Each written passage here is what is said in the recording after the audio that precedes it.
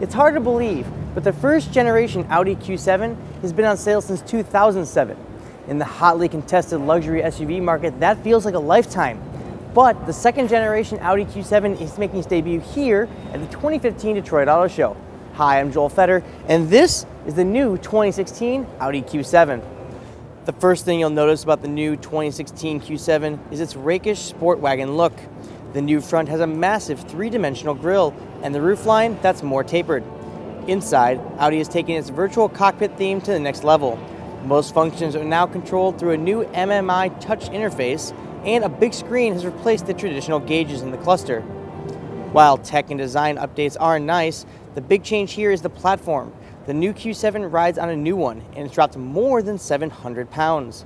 Despite being slightly shorter and narrower than the previous model, Audi says the cabin itself is longer and there's more headroom.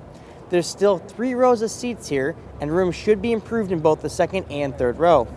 Under the hood, buyers will have 3 choices. The base engine is a 252 horsepower, 2-liter turbocharged 4-cylinder engine. Those needing more power will choose from a 333 horsepower supercharged V6 engine or a 272 horsepower 3-liter turbo diesel V6. No matter which engine you choose, power is sent through an 8-speed automatic transmission to all 4 wheels via Audi's Quattro all-wheel drive system. Down the road, plug-in hybrid technology will be offered as well.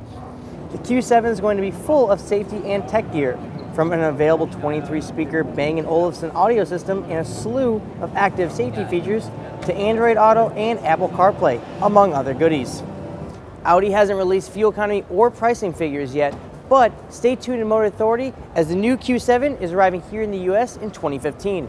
I'm Joel Fetter. Thanks for watching.